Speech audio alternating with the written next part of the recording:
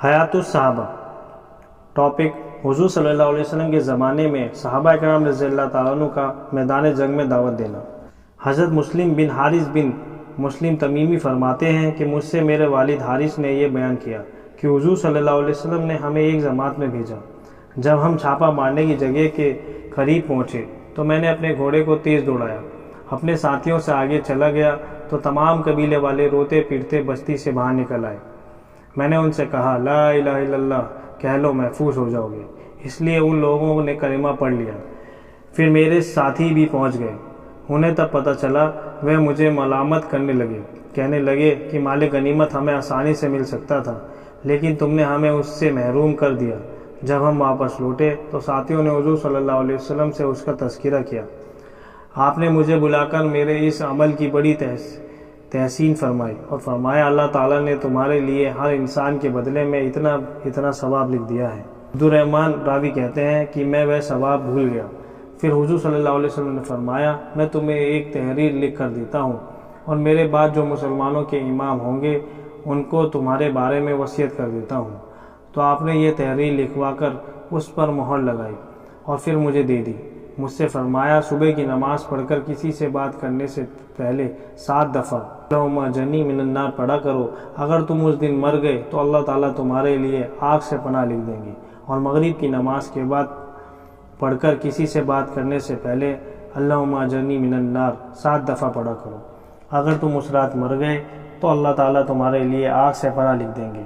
جب آپ کا انتقال ہو گیا تو میں نے یہ تحریر حضرت ابوبکر رضی اللہ تعالیٰ عنہ کو دے دی اور اس کی مہر توڑ کر اسے پڑھا۔ حضور صلی اللہ علیہ وسلم کی تحریر کے مطابق انہوں نے مجھے مال دیا، پھر اس پر مہر لگا دی۔ پھر میں وہ تحریر لے کر حضرت عمر رضی اللہ تعالیٰ عنہ کے زمانے میں ان کے پاس آیا، انہوں نے بھی ایسا ہی کیا۔ پھر میں یہ تحریر لے کر حضرت عثمان رضی اللہ تعالیٰ عنہ کے زمانے میں ان کے پاس آیا، انہوں نے بھی ایسے ہی کیا۔ مسلم بن حارث فرماتے ہیں کہ حضرت عثمان رضی اللہ تعالیٰ عنہ کے زمانہ خلافت میں حضرت حارث کا انتقال ہو گیا تو حضور صلی اللہ علیہ وسلم کی وہ تحریر ہمارے پاس تھی، یہاں تک کہ حضرت عمر بن عبدالعزیز رضی اللہ تعالیٰ عنہ خلیفہ بنے۔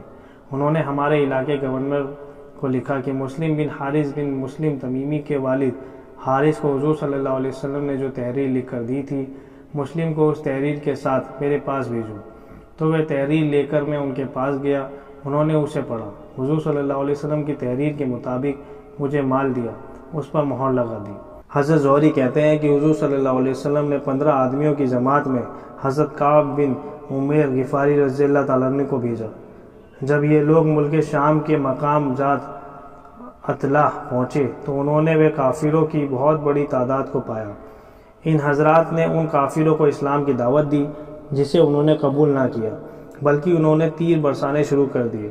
صحابہ نے یہ دیکھ کر ان سے بڑی سخت جنگ کی، یہاں تک کہ وہ سب شہید ہو گئے۔ ان شہیدوں میں صرف ایک زخمی آدمی زندہ بچ گیا جو رات کے اندھیرے میں کسی طرح چل کر حضور صلی اللہ علیہ وسلم کی خدمت میں پہنچ گیا، جس نے حضور صلی اللہ علیہ وسلم کو ساری کارگزاری سنائی۔ اس پر حضور صلی اللہ علیہ وسلم نے ان کافروں کی طرف ایک لشکر بھیجنے کا ارادہ فرمایا، لیکن آپ کو پتہ چلا کہ وہ کافر وہاں سے کسی اور جگہ چلے گئے ہیں، اس لیے وہ لشکر نہ بھیجا۔ حضرت زہری فرماتے ہیں کہ جب حضور صلی اللہ علیہ وسلم عمرہ قضا سے ذی الحجہ 7 ہجری کو مدینہ واپس تشریف لائے تو حضور صلی اللہ علیہ وسلم نے حضرت ابن ابی الاوزع سلمی رضی اللہ تعالیٰ عنہ کو 50 سواروں کی جماعت دے کر بھیجا۔ ایک جاسوس نے جا کر اپنی قوم کو ان حضرات کی خبر دی اور ان سے ڈرایا۔ وہ بہت بڑی تعداد میں جمع ہو گئے۔ جب حضرت ابن ابی الاوزع وہاں پہنچے تو وہ لوگ پوری تیاری کیے ہوئے تھے۔ جب صحابہ کرام رضی اللہ تعالیٰ نے ان کی اس بڑی تعداد کا دیکھا تو بلا خوف و خطر ان کو اسلام کی دعوت دی۔ ان لوگوں نے صحابہ کرام رضی اللہ عنہ کی بات کو نہ سنا اور کہا تم جس دین کی دعوت دے رہے ہو ہمیں اس کی کوئی ضرورت نہیں، اور یہ کہہ کر انہوں نے صحابہ کرام رضی اللہ تعالیٰ پر حملہ کر دیا، ان پر تیر پھینکنے لگے۔ ان دشمنوں کی امداد میں ہر طرف سے لوگ آنے لگے، انہوں نے ان صحابہ کو ہر طرف سے گھیر لیا۔